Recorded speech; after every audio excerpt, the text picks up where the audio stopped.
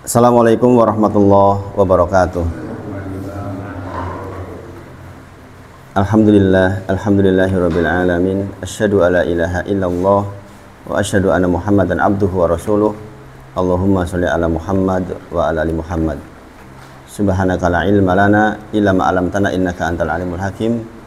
Rabbi shrah li sadri wa yassir li amri wahlul 'uqdatam min lisani yafqahu qawli. Amma ba'd. Kita bersyukur kepada Allah atas semua nikmat yang Allah titipkan kepada kita. Sungguh ini nikmat yang besar, di tengah-tengah hujan yang seperti ini kita masih diberi kesempatan untuk duduk di majelis. Ini sebuah karunia yang harus kita sangat syukuri. Insya Allah masih banyak yang kedinginan di rumah dan kita sudah duduk di majelis. Saya kira ini hal yang istimewa insya Allah. Salawat dan salam kita sampaikan pada junjungan kita Nabi Muhammad Sallallahu Alaihi Wasallam. Mudah-mudahan kita dimudahkan oleh Allah untuk bisa mengikuti seluruh risalahnya dan dimudahkan kita masuk surganya Allah Subhanahu Wa Taala. Kita melanjutkan insya Allah kajian tentang fikih sholat kita. Kemarin terakhir sudah sampai sunnah membaca suratan setelah Al-Fatihah. Sekarang masuk ke sunnah yang ke-8, yaitu membaca tasbih ketika ruku dan sujud. Ini dulu sudah dibahas di bab wajib. Ketika kita membahas bab wajib, membaca tasbih ketika ruku dan sujud sudah dibahas. Nah, ini kita sekarang membahas dimasukkan di dalam bab sunnah, karena kebanyakan khususnya di Indonesia dan di mazhab Syafi'i secara khusus itu memasukkan bacaan tasbih dan tasbih ketika ruku dan sujud itu dalam bab sunnah. Jadi penting buat kita untuk mengetahui kedua-duanya. Kalau jenengan meyakini wajib, berarti konsekuensi hukumnya jenengan tahu. Ketika jenengan meyakini sunnah, konsekuensi hukumnya juga tahu. Sunnah artinya kalaupun tertinggal kan nggak sampai batal. Nah, ini kita bahas ya.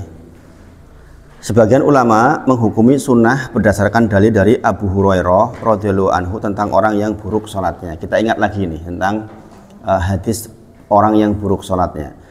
Hadis ini kalau bisa sering dibaca oleh jenengan, oleh kita semua kaum muslimin, karena hadis ini menjadi saripati dari rukun sholat. Jadi kalau jenengan ditanya tentang rukun sholat, itu hadis ini salah satu yang paling pokok, yaitu ana rajulan dakhalal masjidah, ada seorang laki-laki masuk ke dalam masjid, wa Rasulullah sallallahu alaihi wasallam, dan Rasulullah sallallahu alaihi wasallam jalisun fi nahiyatil masjidi, dan Rasulullah duduk di salah satu pojok masjid. Kemudian fasalla summa jaa fasallama alaihi, kemudian orang yang datang itu salat. Fasallama alaihi, kemudian memberikan salam kepada Nabi Muhammad Shallallahu Alaihi Wasallam. Jadi situasinya seperti itu. Dan ini adalah orang Badui, orang yang kalau di Arab Saudi itu orang yang sampai hari ini ada orang Badui yang hidupnya nomaden, yang orang nggak mau repot lah, orang yang sangat sederhana cara berpikirnya, sampai hari ini masih ada, sampai hari ini.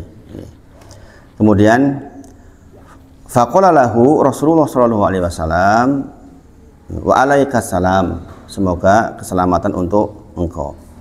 Kemudian Rasulullah melanjutkan irji fasolli fa innaka lam tusolli, kembalilah lalu sholatlah lagi karena sesungguhnya engkau belum sholat. Jadi orang sudah sholat 2 rakaat, kemudian mendekat ke Rasulullah, memberikan salam, dijawab, kemudian suruh kembali, suruh mengulangi sholatnya. Kemudian faroja'a fasalla summa ja'a fasallama alaihi, kemudian orang itu pun kembali ke tempatnya, kemudian sholat, mengulang lagi, kemudian datang ke Rasulullah lagi, memberikan salam lagi. Faqala, Rasulullah menjawab wa alaikas salam, semoga keselamatan untuk engkau. Kemudian Rasulullah juga masih melanjutkan farji fasolli fa innaka lam tusolli, kembalilah lagi, suruh sholat lagi karena sesungguhnya engkau belum sholat. Ini sudah 2 kali.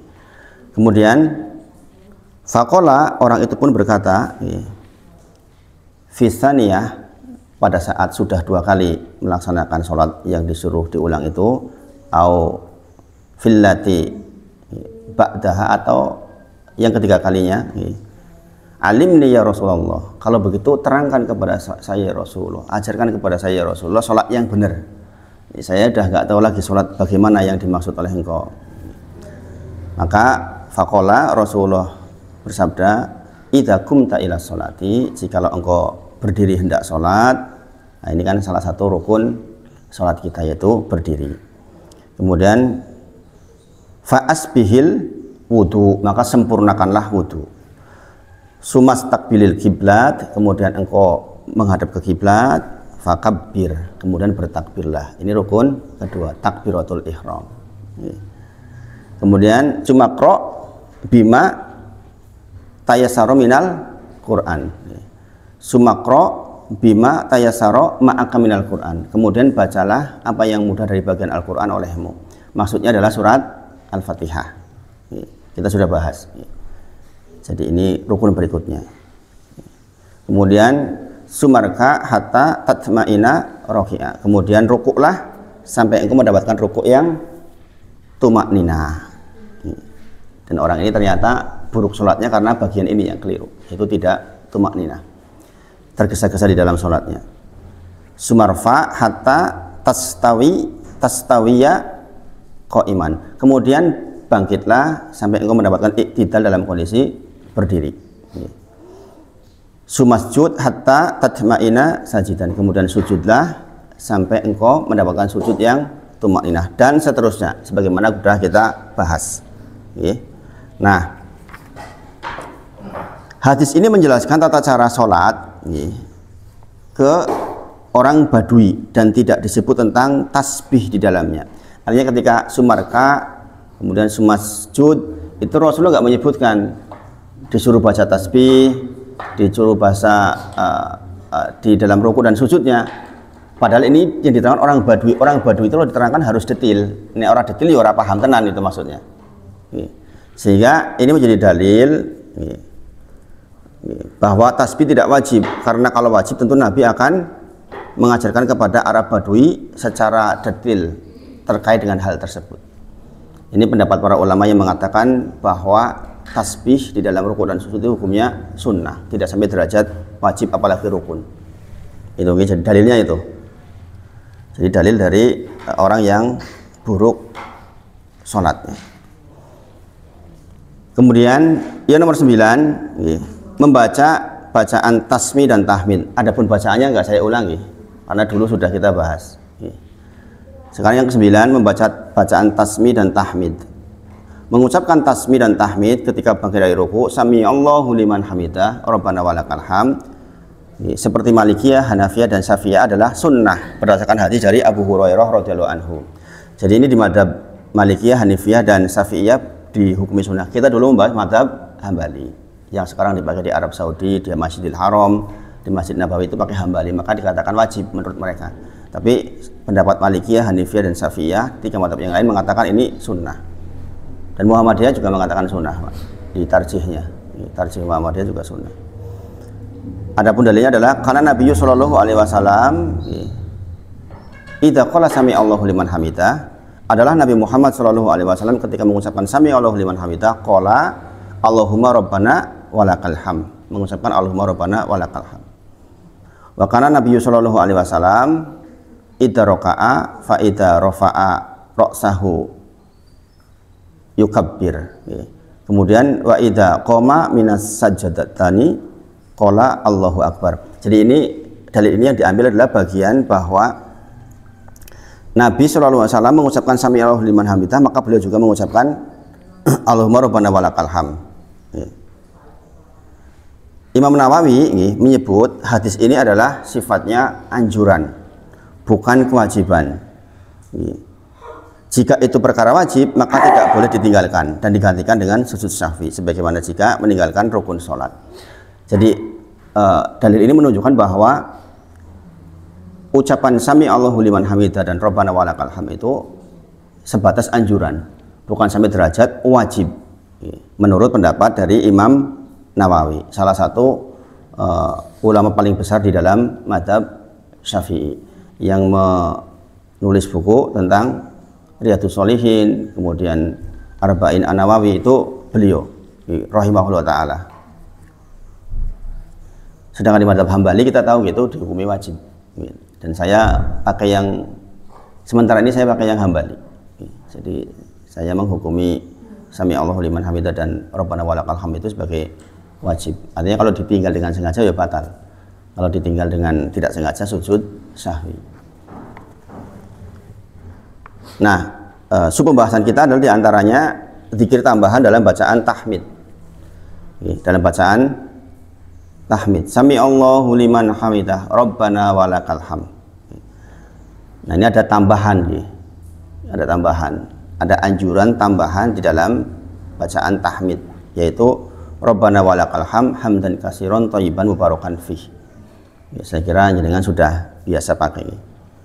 Hal ini berdasarkan hadis dari Rifa'ah bin Rafi' radhiyallahu anhu, kana yauman nusolli wa ra'an Nabi sallallahu alaihi wasallam falamma rafa'a rasahu minar ruku'i minar raq'ati qala sami Allahu liman hamidah. Qala rajulan wa ra'ahu Rabbana walakal hamd hamdan katsiran thayyiban mubarakan fih. Jadi ketika Rasulullah bangkit dari ruku kemudian mengucapkan sami Allahu liman hamidah, kemudian Rabbana walakal hamd, ada orang melanjutkan hamdan katsiran thayyiban mubarakan fih. Rasulullah dengar.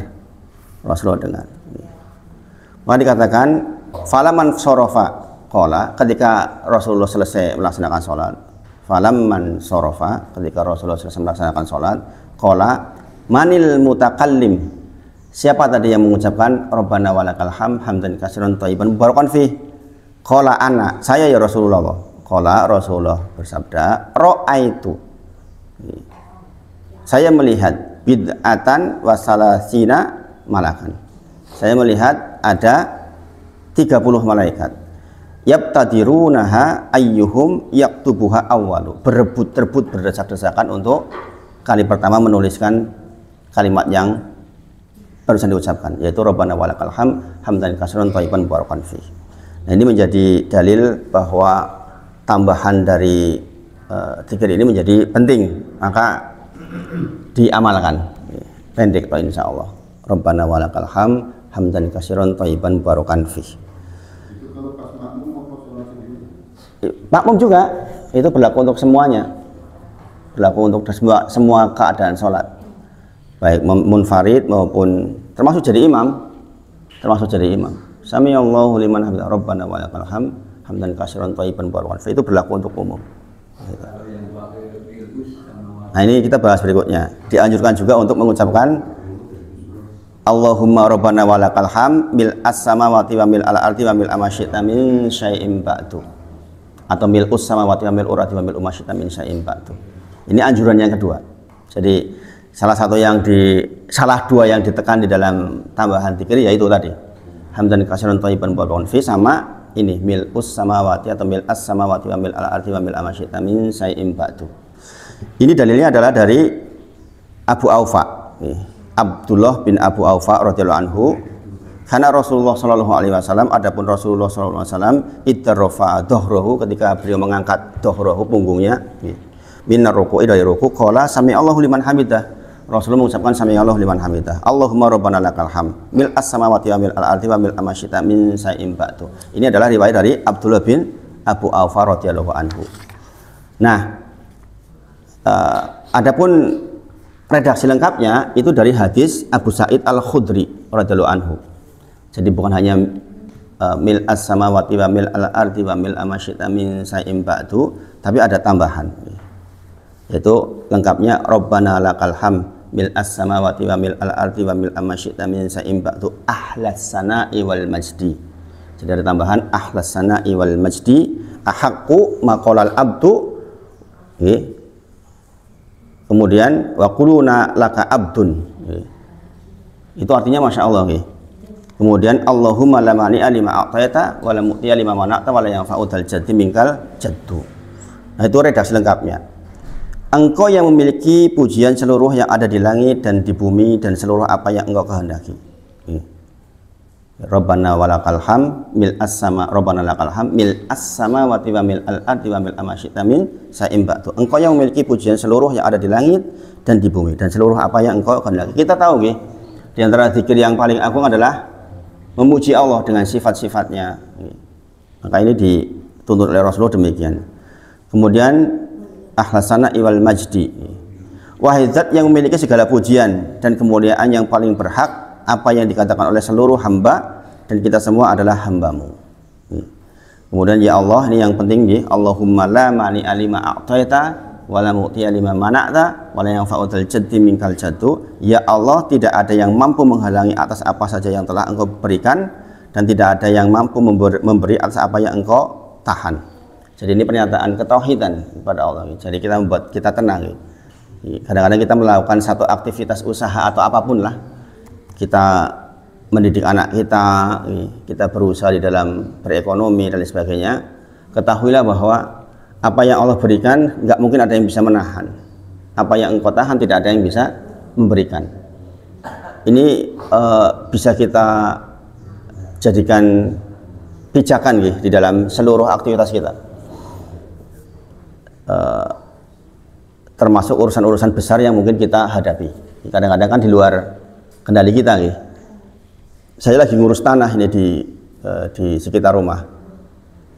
Jadi kemarin sudah fix 800 meter, ternyata ada perubahan lagi gitu kan. Jadi memang kalau memang Allah mau berikan dan tahan itu begitu nih. Sudah diupayakan juga kadang-kadang tidak sesuai dengan harapan. Akhirnya malah mendapatkan solusi yang lebih baik. Kehilangan yang 380 meter malah ketambahan hampir 1.500 meter. Jadi ini dalam seminggu terakhir saya agak sibuk ngurusi itu, diajak rapat sama lingkungan untuk intinya lingkungan minta dijadikan itu di tanah di situ untuk kita, itu untuk aktivitas rumah Quran. Pendananya pun alhamdulillah sebagian besar sudah ada. Ada satu orang yang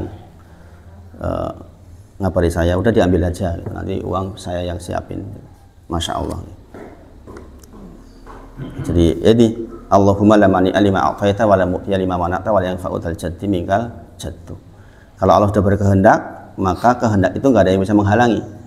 Sedemikian kalau Allah sudah menahan, maka siapapun mendorong tidak akan mungkin jadi. Nah, itu kita sebutkan di dalam zikir setelah Rabbana lakal hamd. Gitu. Supaya kita sadar di dalam sholat itu bahwa kita tuh punya Allah, bahwa makhluknya Allah dari bawah kendalinya Allah Subhanahu wa taala. Tidaklah bermanfaat kemuliaan bagi siapa yang saja yang memiliki kemuliaan, karena dari mula kemuliaan itu. Jadi memang wala yang fa'udal jaddi minkal jaddu. Karena kemuliaan itu milik Allah Subhanahu wa taala. Nah, ini sunnah yang 9 nggih. Sunnah yang 10 sekarang membaca tasbih lebih dari 1 kali. Ini juga sudah kita bahas. Asalnya membaca 1 kali itu sah, tetapi kalau mau 3 kali maka sempurna. Dalilnya adalah dari Abdullah bin Mas'ud radhiyallahu anhu, anna Rasulullah sallallahu alaihi wasallam qala idza raka'a ahadukum faqala subhana rabbiyal a'la wa bihamdi subhana rabbiyal azim nggih salasa marratin. Ketika engkau ruku mengucapkan subhana rabbiyal azim, dalam hal ini disebutkan subhana rabbiyal azim salasa marratin 3 kali, faqad tamma, maka itu menjadi tamma itu sempurna. Jadi 1 sah, tetapi kalau 3 kali menjadi sempurna, kata Rasulullah. Di dalam riwayat lain dikatakan wa idza sajada faqala subhana rabbiyal a'la salasa marratin faqad tamma. Jadi kalau 3 kali maka menjadi sempurna. Boleh.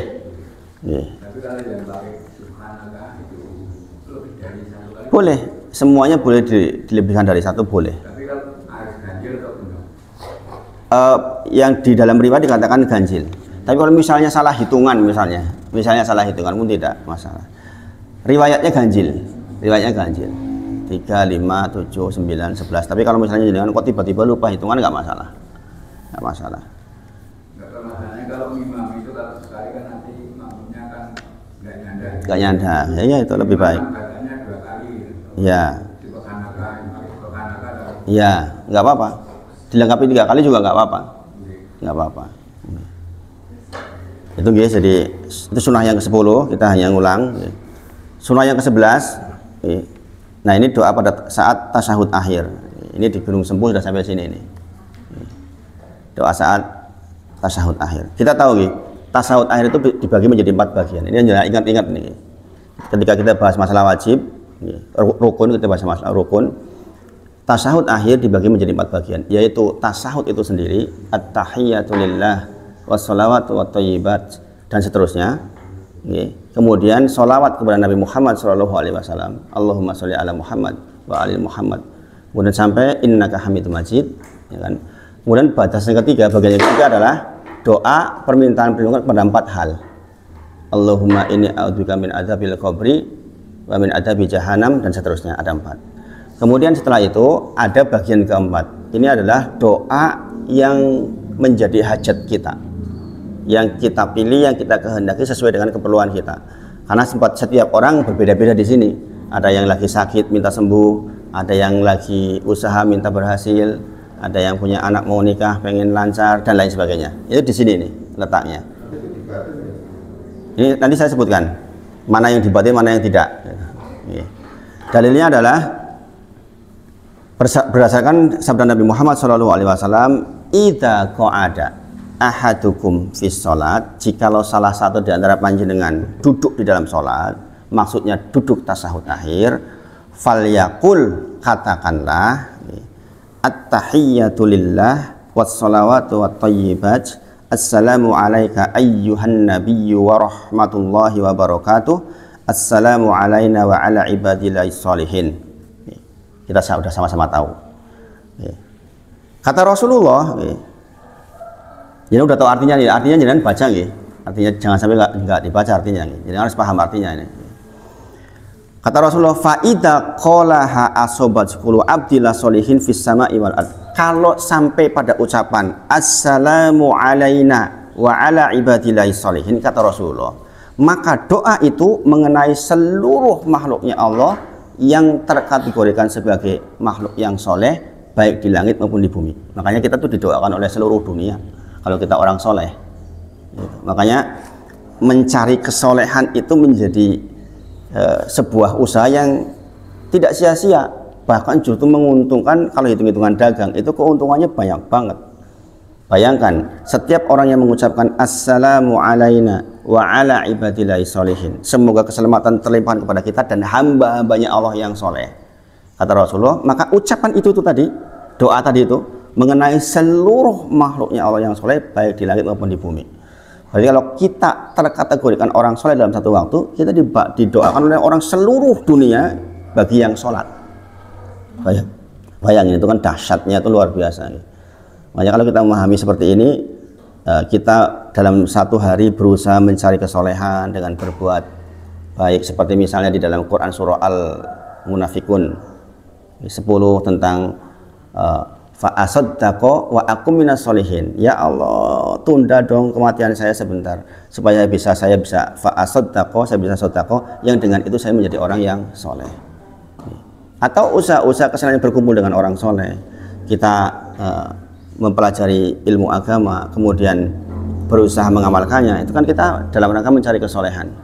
Kalau kita mau letter lux, arti kesolehan diantaranya ya Ali Imran 113-114 tentang 5 hal yang menjadi ciri kesolehan seseorang.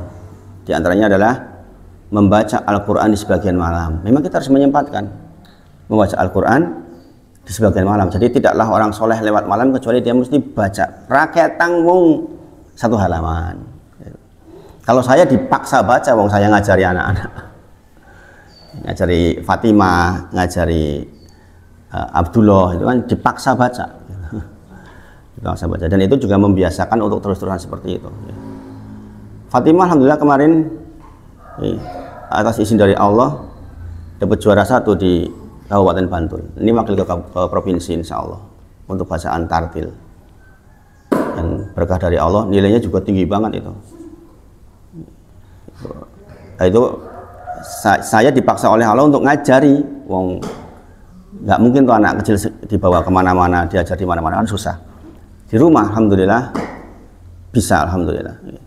Masya Allah. Nah itu mengajarkan kesolehan sejak kecil. Karena memang di antara ciri kesolehan di dalam Quran surah Ali Imran 13 adalah anak itu, kita itu membaca Al-Quran di sebagian malam. Ya entah hanya 10 menit, 15 menit, tapi ada waktu untuk membaca Al-Quran.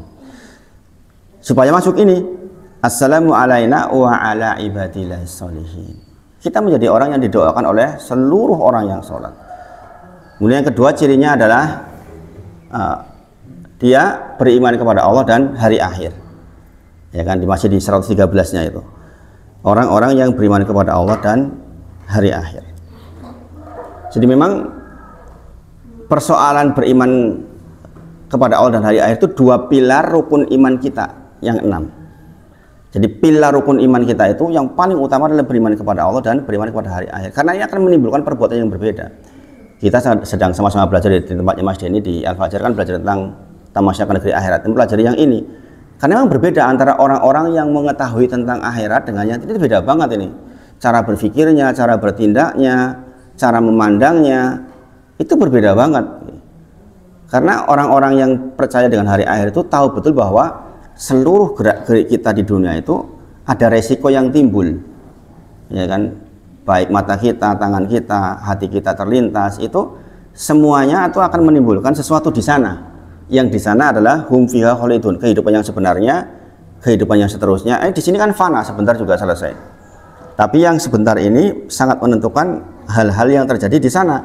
Makanya orang-orang yang dikatakan orang soleh itu orang yang dia beriman kepada hari akhir. Saya kadang-kadang melihat memang satu grup orang yang kesolehan meliputinya, sehingga seluruh apa yang nempel di dalam dirinya itu berpotensi kesolehan. Ya zaman sekarang bayangin ada orang datang ke pondok ngasih 200 juta satu orang loh. Itu kalau bukan orang soleh kan sulit. Pondok Hasbi itu kan kemarin kan butuh dana 600 sekian untuk pembebasan lahan sampingnya. Itu satu orang loh ngasih uang 200 juta. Itu kan saya kira orang tua seperti itu kalau bukan karena orang soleh saya kira ya sulit. Udah terkumpul. Seminggu berikutnya terkumpul 600 sekian. Ternyata setelah diukur tanahnya itu masih ada selisih kalau nggak salah 46 meter, kekurangannya hampir 70 juta. Dalam waktu 5 menit loh itu diumumkan, langsung ditutup sama satu orang lain. Bayangin. Jadi orang-orang yang visinya akhirat itu kan cinta banget dengan hartanya sehingga hartanya dibawa mati, itu maksudnya. Itu seperti itu. Yang diinfakkan di jalan Allah itulah yang akan menemani di kuburannya, di akhiratnya. Jadi kalau orang yang terkena fitnah dunia dia akan awal eman-eman, nggak mungkin lah untuk melakukan itu. Nah ini orang-orang yang percaya dengan hari akhir itu memang perbuatannya berbeda, perbuatannya sangat berbeda. Hal-hal seperti ini mudah-mudahan dilimpahkan ke hati kita semua. Ya dengan sebagian dengan harta kita, sebagian dengan lisan kita, sebagian dengan tenaga kita, sebagian dengan entengan ke tetangga. Itu kan orang-orang yang punya visi-visi akhirat itu. Kalau nggak punya visi akhirat, ngapain dong di dunia bar rampung, mati bar? Kan berbeda dengan orang-orang yang berkehendak untuk hidup hum fiha khalidun. Maka di 114-nya dikatakan ciri kesolehan itu adalah dia ya'muruna bil ma'ruf wa yanhauna 'anil munkar. Mereka adalah orang-orang yang ya dia menyampaikan kebaikan dan mencegah keburukan sebisanya. Kemudian juga adalah orang-orang yang bersegera di dalam kebaikan. Di akhir 114 dikatakan adalah orang-orang yang bersegera di dalam kebaikan. Jadi persoalan dunia itu memang tergesa-gesa buruk, tapi persoalan akhirat itu tergesa-gesa wajib. Jadi memang bersegera, tergesa-gesa terhadap urusan akhirat itu memang wajib buat kita. Seperti itu. Kemudian setelah itu mengucapkan asyhadu alla ilaha illallah wa asyhadu anna muhammadan abduhu wa rasuluh. Nah, setelah kita mengucapkan itu Rasulullah mengucapkan begini. Summa yatahayyaru, maka hendaknya kalian minal mas'alati masa'a. Maka setelah itu hendaknya engkau memilih doa minal mas'alati masa'a, memilih doa yang engkau kehendaki, yang engkau ingin, yang engkau terkait dengan kebutuhanmu yang mendesak. Itu kata Rasulullah. Dalam riwayat lain dikatakan sumayatahoyaru minad du'a ajabahu ilahi fayad'u. Maka pilihlah di antara doa yang sangat ingin dikabulkan dan berdoalah dengan itu, kata Rasulullah. Jadi ini dalilnya adalah bagian akhir ini. Setelah kita membaca at-tahiyatu lillah wassalawatu dan seterusnya, maka kemudian Rasul menyebutkan sumayatahoyaru, maka hendaknya engkau memilih di antara doa-doa yang paling ingin dikabul, yang paling berkaitan dengan hajatmu. Maka berdoalah fayad'u, berdoalah pada waktu itu, silahkan apa saja. Nah, bagaimana teknisnya terkait dengan pertanyaan Pak Sumarlan tadi? Kalau pakai bahasa Indonesia atau pakai bahasa ibu kita, sebagian besar ulama berpendapat memang di batin. Walaupun ada ulama kontemporer, ulama belakangan yang mengatakan boleh dengan bahasa ibu kita. Dan ini juga masyhur. Nah, bahasa Jawa ora apa diucapkan nggak apa-apa. Sebagian ulama berpendapat seperti itu. Nah, makanya itu saya bilang pendapat. Ada pendapatnya mengatakan seperti itu. Saya termasuk yang meyakini kalau selain bahasa Arab di batin. Tapi kalaupun ada yang mereka seperti itu, ada pendapat ulama besar masih hidup sampai sekarang itu bahwa dengan bahasa ibu silakan. Cuma saya nggak mempelajari detail dalilnya. Tapi beliau menyampaikan bisa, dan saya kira itu juga pendapat yang patut dihargai bagi orang-orang di kampung yang benar-benar nggak ngerti kan ya gimana. Ya kan? Kadang-kadang di batin ya mungkin dia nggak yakin dengan apa yang dibatin gitu kan, pengen anaknya soleh misalnya, Gusti Allah kula nyuwun kesolehan untuk anak saya gitu. Sebagian ulama berpendapat boleh, maka yang seperti itu nggak usah kita berselisih. Insya Allah dua-duanya pendapat yang benar. Insya Allah dua-duanya pendapat yang benar. Nah, sekarang adakah doa yang datang dari Rasulullah untuk kita terkait dengan doa sebelum salam? Sebelum salam. Ada jawabannya dan ada beberapa. Nah, ini yang beberapa ini tolong dihafal. Yang pertama, ini doa dari Abu Bakar As-Siddiq radhiyallahu anhu. Doa yang diminta oleh Abu Bakar As-Siddiq radhiyallahu anhu untuk doa sebelum salam. Sekarang bayangkan, Abu Bakar As-Siddiq saja yang pintar bahasa Arab, ya kan, ngomong Arab, saja masih minta doa kepada Rasulullah terkait dengan doa sebelum salam. Maka kita yang keimanannya jauh di bawahnya Abu Bakar As-Siddiq tinggal tiru. Kata Abu Bakar As-Siddiq, alimni du'aan ad'u bihi fi shalat. Ya Rasulullah, ajarkan kepadaku tentang suatu doa yang bisa saya baca ketika sholat. Maksudnya ketika tahiyat akhir. Sebagian ulama berpendapat doa ini juga dibaca ketika sujud. Qala Rasulullah SAW mengajarkan Allahumma inni dzolamtu nafsi dzulman katsira. Ini salah satu redaksi doa yang sangat dicintai oleh Allah. Di dalam redaksi hadis yang lain dikatakan ketika seseorang berdoa dengan ucapan Allahumma inni dzolamtu nafsi dzulman katsira, Allah cinta banget. Jadi kalau dengan pengen dapat kecintaan Allah, maka berdoa dengan Allahumma inni dzolamtu nafsi dzulman katsira. Ya Allah, sesungguhnya aku ini dzolamtu nafsi, banyak berbuat aniaya kepada diriku sendiri. Dzulman katsira, dengan aniaya yang banyak. Aniaya pada diri sendiri banyak sekali. Yang intinya adalah diberi nikmat yang seharusnya untuk taat, malah untuk maksiat. Itu parah banget itu. Ini namanya dzolamtu nafsi. Kita diberi mata untuk melihat, ternyata matanya digunakan untuk hal yang tidak baik. Itu dzolamtu nafsi. Kita telat sholatnya, dzolamtu nafsi. Kita diberi tenaga, mungkin bisa membantu orang lain. Kita nggak lakukan itu dzolamtu nafsi. Nah sekarang bayangkan, dzolamtu nafsi selevel Abu Bakar As-Siddiq, Allah yang disifati As-Siddiq saja kok masih diajarkan oleh Rasulullah doa dengan doa Allahumma inni dzolamtu nafsi dzulman katsira. Nah sekarang pertanyaannya sekarang, dzulman katsira ya kezaliman itu, dzulman katsira, dengan kezaliman yang banyak. Jadi kalau Abu Bakar As-Siddiq saja masih disuruh mengakui kezaliman dirinya, apalagi kita. Berarti jauh lebih berkepentingan kita membaca doa ini. Ini diantara faedah yang disampaikan oleh para ulama dari 6 faedah yang nanti kita bahas. Jadi diantara 6 faedah doa ini adalah kalau Abu Bakar As-Siddiq saja masih disuruh mengucapkan Allahumma inni dzolamtu nafsi dzulman katsira, apalagi kita. Jadi kita itu kalau belajar kayak gini itu jadi malu rasanya, malu gitu. Orang-orang hebat seperti Abu Bakar As-Siddiq saja masih begitu doanya gitu. Kadang kita kepedean gitu merasa tidak begitu banyak dosanya.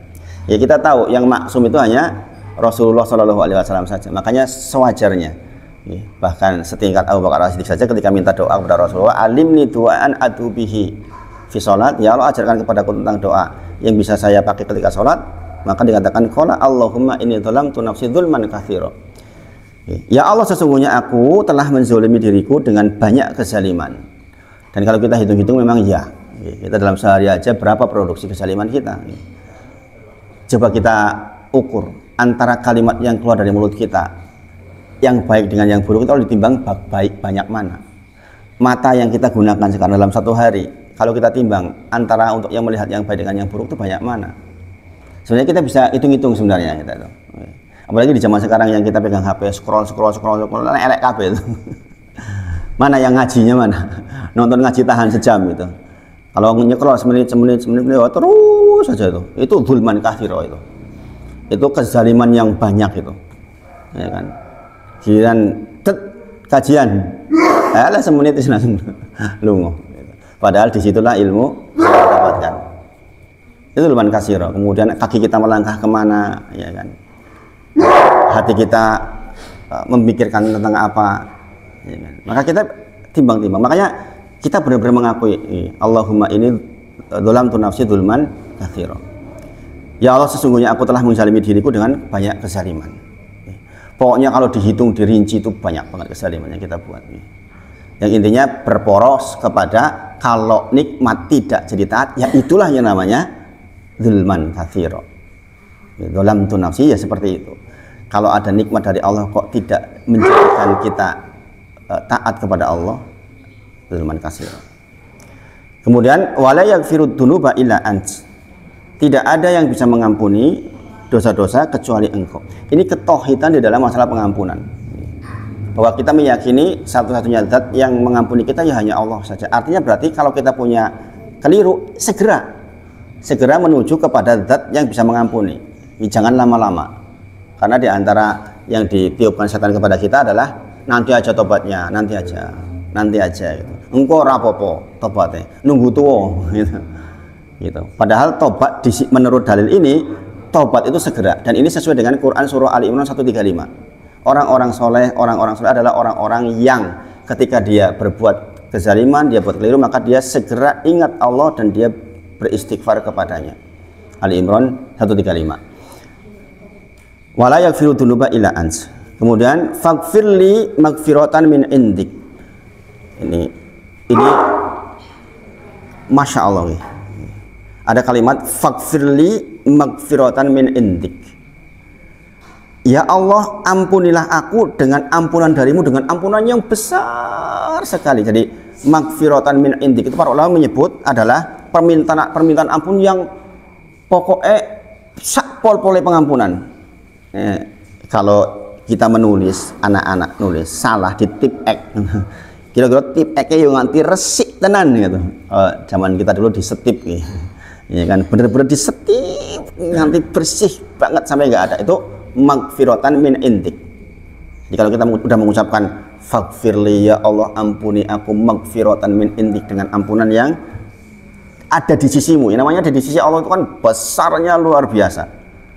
Jadi ini Abu Bakar sedang diajarkan oleh Rasulullah tentang bagaimana meminta ampun kepada Allah dengan pengampunan yang super. Yang diajari Abu Bakar As-Siddiq pasti cara yang paling super, ya kan? Karena beliau radhiyallahu anhu adalah orang yang imannya sangat kuat. Kemudian warhamni innaka antal ghafurur rahim. Rahmati aku ya Allah, sesungguhnya Engkau itu al-Ghafur ar-Rahim, Maha Pengampun dan Maha Penyayang. Ini di antara tata cara meminta ampunan kepada Allah adalah menyebut nama dan sifatnya. Al-Ghafur Ar-Rahim, dan cinta banget Allah dengan yang seperti ini. Jadi di antara kecintaan Allah kepada seorang hamba adalah dia mengakui kezaliman dirinya. Jadi kalau kita minta ampun itu ya ngaku tenan, saya tuh ya Allah begini ya, kok ya wingi saya bentak istri saya misalnya, ya Allah saya minta ampun tenan ya Allah. Kadang-kadang kan kita suka kelewat sesuatu yang namanya manusia. Kadang-kadang kita keliru, kita yang menyebutkan ya Allah seperti ini, dzulman katsira, dengan kezaliman yang banyak, saya ini ya Allah. Maka kemudian dikatakan warhamni rahmati aku ya Allah di atas itu semua, innaka antal ghafurur rahim, engkau itu al-ghafur ar-rahim. Nah, doa ini itu para ulama menyebutkan, ini barusan saya kemarin bahas di mana, di Gunung Sempu. Mas Dani kemarin sudah ikut, insya Allah. Satu, ini doa dibaca di dua tempat, yaitu ketika sujud dan ketika sebelum salam. Jadi doa ini bisa dibaca ketika sujud dan ketika sebelum salam. Adapun sub pembahasan kita sekarang adalah pembahasan ketika sebelum salam. Ada yang sudah hafal belum doanya? Sudah. Mas. Bukan.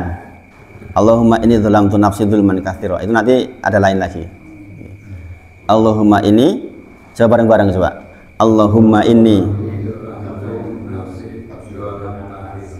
bareng-bareng. Allahumma inni dzalamtu nafsi dzulman katsira wa la yaghfiru dzunuba illa ants wa la yaghfiru dzunuba illa ants faghfirli maghfiratan min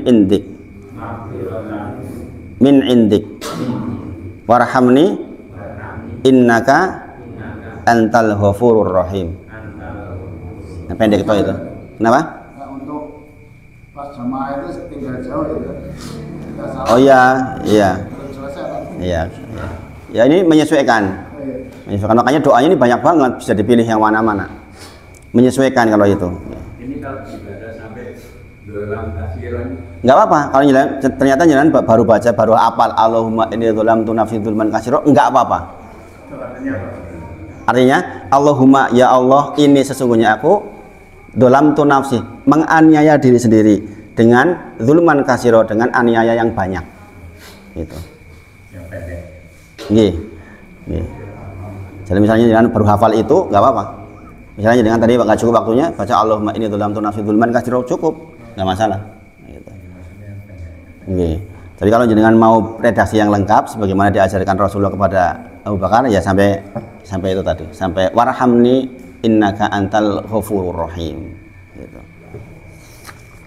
Kemudian dari doa ini, di antara faedah yang kita ambil adalah tiap orang pasti punya kesalahan.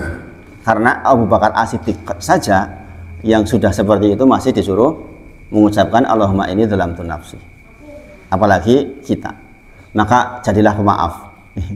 Jadilah pemaaf. Karena semua orang itu punya potensi keliru. Kita itu memang diliputi kekeliruan. Maka kita pasangannya ya memaafkan.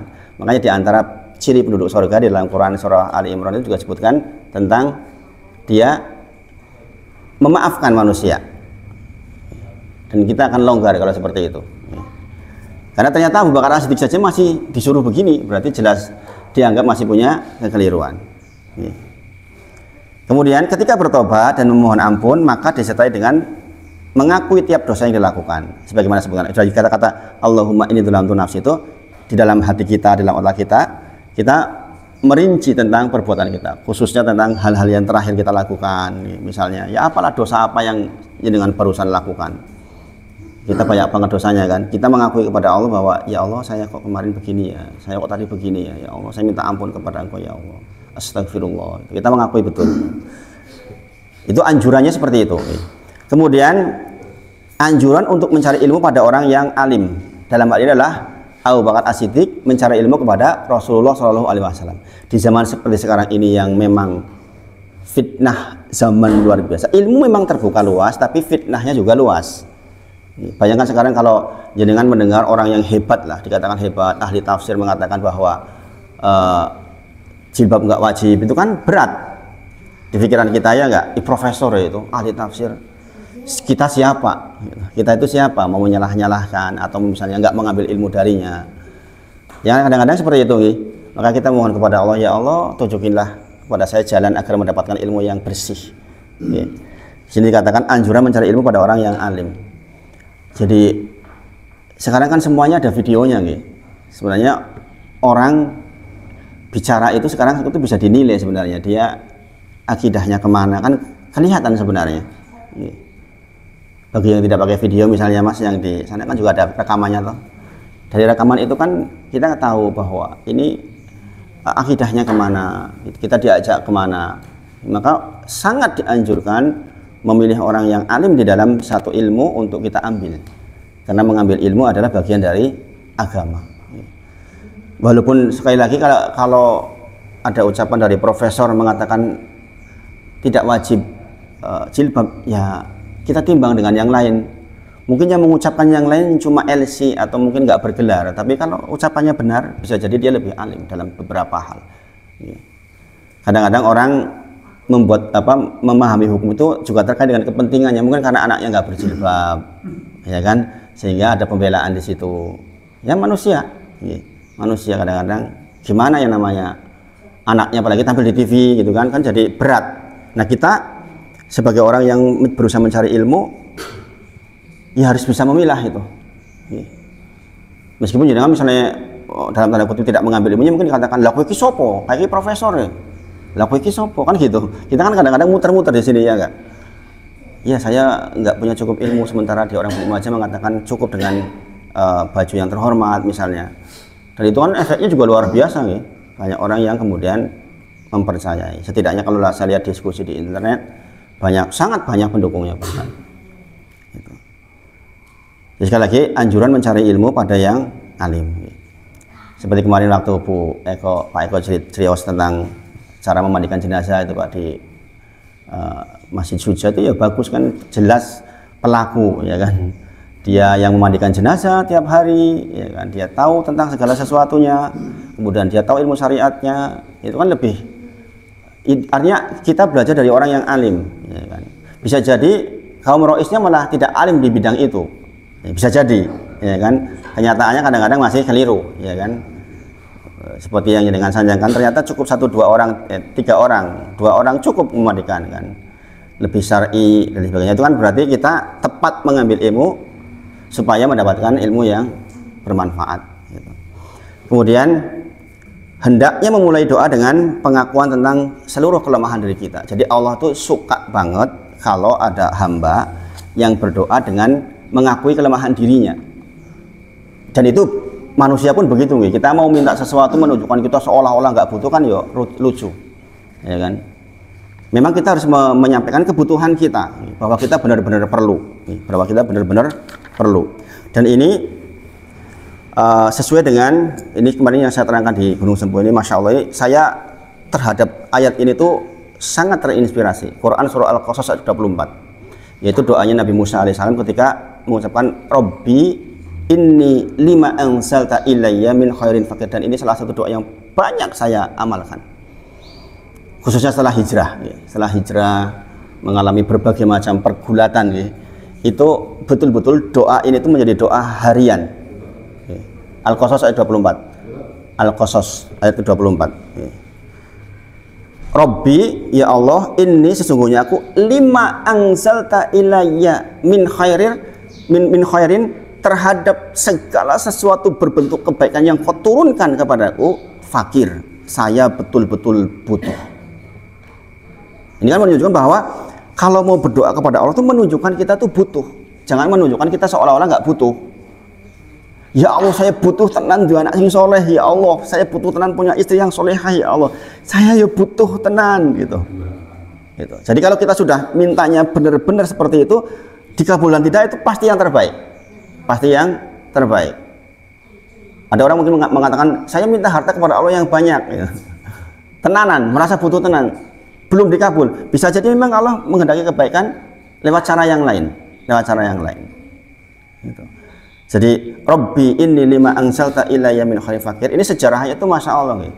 ketika Nabi Musa alaihissalam memukul salah seorang sukunya Fir'aun, nggak sengaja, belain temannya sebenarnya itu, misain sebenarnya tepatnya itu, dipukul karena beliau alaihissalam itu orang yang badannya kekar kuat, matilah yang ditonjok itu, ditonjok pisan mati, berarti kan kuat banget itu, ya kan. Kemudian informasi itu sampai kepada Fir'aun dan suruh dikejar tuh Musa, maka Musa pun lari sampai ke negeri Madyan, sampai ke negeri Madyan.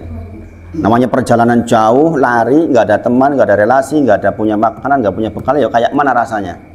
Maka dia duduk di bawah pohon mengatakan, Robbi inni lima anzalta ilayya min khairin fakir. Di dalam tafsirnya dikatakan Nabi Musa itu lapar, minta makan ini.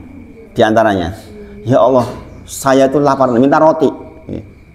Bayangin, ya jelas lah kita jangan lari dari sini ke Kulon Progo aja lah, wis. Orang dia sopo-sopo, jangan lapar. Doanya, ya Allah, terhadap semua kebaikan yang kau turunkan kepadaku, saya butuh ya Allah. Pokoknya bentuknya apapun, dia nggak mengatakan salah satu di antaranya, apapun dalam bentuk kebaikan, fakir, saya butuh ya Allah. Bayangin Bapak Ibu, saya kalau baca kisah ini tuh kadang-kadang suka malu dan takjub. Dia duduk dalam keadaan lapar, capek, untuk mendapatkan pengabulan. Ini pelajaran penting. Dia sunahnya suruh nolongin orang dulu. Kita tahu kisahnya ada orang-orang yang lagi ngambil air, kemudian ada dua wanita nungguin di belakang karena wanita, gantian nunggu sing lanang-lanang di rampung. Akhirnya kemudian Nabi Musa melihat dan ditolonginlah perempuan ini untuk mengambil air.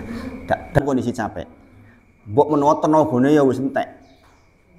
Berdoa kepada Allah untuk mendapatkan kebaikan, sama Allah ditunjukkan jalannya dengan cara apa? Dengan cara nolongin orang. Itu yang sering saya katakan, bahwa jalan penuju surga itu nolongin orang.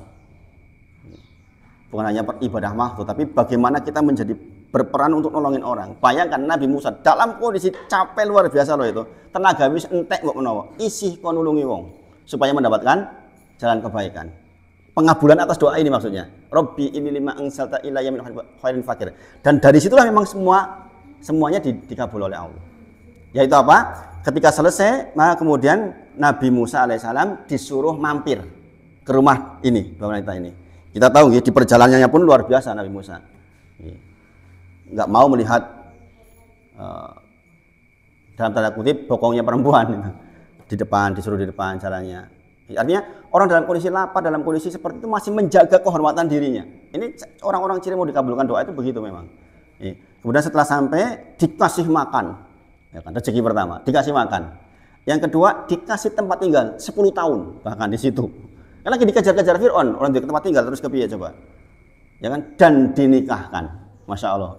Jadi makanya doa ini itu luar biasa. Robbi inni lima anzalta ilayya min khairin fakir. Terhadap seluruh kebaikan yang kau turunkan kepadaku, saya butuh ya Allah. Ternyata kebaikannya dalam bentuk dikasih makan, dikasih pekerjaan, dikasih tempat tinggal dan dikasih istri. Tuh. Jadi sekaligus ini. Gimana? Nabi siapa namanya? Sebagian berpendapat seperti itu, sebagian tidak. Jadi ada dua riwayat memang. Nabi yang di Madyan itu Nabi sama namanya Syuaib. Nabi Syuaib. Itu satu riwayat Pak itu. Ada memang itu diperselisihkan apakah itu anaknya Nabi Syuaib atau tidak gitu. Tapi intinya dinikahkan, dan tinggal di situ selama 8 dan 2 tahun bahasanya gitu. Jadi 10 tahun. 8 tahun kalau kau genapkan menjadi 10 tahun maka itu baik buat kami gitu. Intinya seperti itu. Jadi sub pembahasannya adalah bahwa min khairin terhadap seluruh kebaikan itu ternyata diberi banyak. Padahal waktu itu sebenarnya Musa yang dipikirkan banget lapar. Gitu. Makanya doa ini menjadi pijakan bahwa kalau minta kepada Allah menunjukkan kebutuhannya. Kita benar-benar butuh, benar-benar ngerasa butuh itu penting banget. Nah ini biasanya terjadi dengan orang-orang yang merasa butuh. Itulah mengapa kadang-kadang kita terjebak dengan kelonggaran. Ya kan, kelonggaran. Kadang-kadang kalau longgar kan nggak merasa butuh. Ya kan, sehat banget orang pati butuh. Ya Allah, saya butuh sehat banget. Itu kan kadang-kadang kurang. Ya enggak? Padahal kita kan butuh sehat terus. Atau misalnya kita berharta banyak, mungkin kita nggak butuh rezeki lagi tambahan lagi. Gitu ya. Seolah-olah kita nggak butuh. Padahal menurut dalil ini kita disuruh menunjukkan kebutuhan. Kemudian yang keenam faedahnya dari doa itu adalah mengampuni dosa. Yang mengampuni dosa hanya Allah Subhanahu wa taala. Ali Imran 135. Wa may Wa may yaghfiru dzunuba illallah. Tidak ada yang bisa mengampuni kecuali hanya Allah saja. Jadi jika seluruh makhluk bersatu untuk mengampuni dosa, dijamin tidak mampu. Jadi kita meminta ampun itu hanya kepada Allah saja. Kemudian yang ketujuh, faedahnya adalah meminta ampun dan rahmat Allah berkaitan dengan nama Allah Al-Ghafur dan Ar-Rahim. Jadi kalau kita berdoa tentang rezeki misalnya, ya Razzaq dzul quwwatil matin urzuqni, ya kan?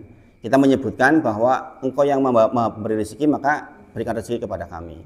Jadi menyebutkan nama dan sifat Allah itu penting di dalam doa. Ini yang diajarkan di dalam doanya Abu Bakar As-Siddiq radhiyallahu anhu. Mudah-mudahan bisa kita amalkan nanti di googling, ya. Atau nanti saya share di grup lah insya Allah. Doanya nanti dihafal, ya. Sedikit-sedikit tapi diamalkan. Itu yang dibahas pagi ini. Mudah-mudahan bermanfaat dan kita berdoa kepada Allah mudah-mudahan dimudahkan dalam seluruh peribadahan. Kita tutup dengan kafaratul majelis. Subhanakallahumma wa bihamdika asyhadu alla ilaha illa anta astaghfiruka wa atubu ilaik wa akhiru da'wana alhamdulillahirabbil alamin. Assalamualaikum warahmatullahi wabarakatuh.